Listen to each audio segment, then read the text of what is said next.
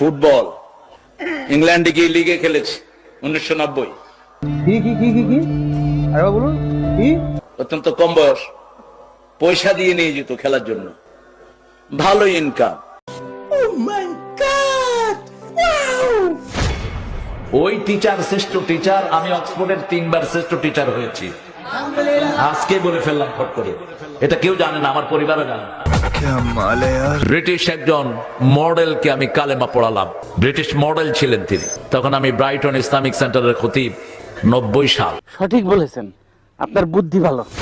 আব্দুর রহমান আস-সুদাইস, এই বেটা আমার ছোট্ট ভগ্নিপতির বাসায় আসে, অত্যন্ত ক্লোজ আমাদের পরিবারের সাথে। তিনাকে জিজ্ঞেস করা হলো লাইলাতুল কদরে আপনি কত পান? বলছে 87 আর রাতের জন্য আমি পাই বাংলাদেশি টাকার 100 কোটি টাকা। তরে কইছে তুই বেশি জানোস। ঢাকার চ্যাম্পিয়নশিপ পুরস্কারও আছে আমার ব্যাডমিন্টনে। আসো খেলবো, খেলা হবে, খেলা হবে। গত 2 সপ্তাহ আগে সৌদি রিয়াদের একজন ইমাম একটা বই নিয়ে আমাকে এসে বলছেন, আমি ওই যে আল্লাহ আমাকে চাঁদে দেখেছি সৌদি আরব থেকে। আমরা হুজুরকে আনবো ইনশাআল্লাহ। আমরা হেলিকপ্টার ঠিক করছি, এটা ঠিক করছি, সেটা ঠিক করছি। আমি হেলিকপ্টারে উঠতে চাই না, কারণ হেলিকপ্টারটা বেশি দ্রুতগামী, রকেটে আমি চড়েছি অনেকবার।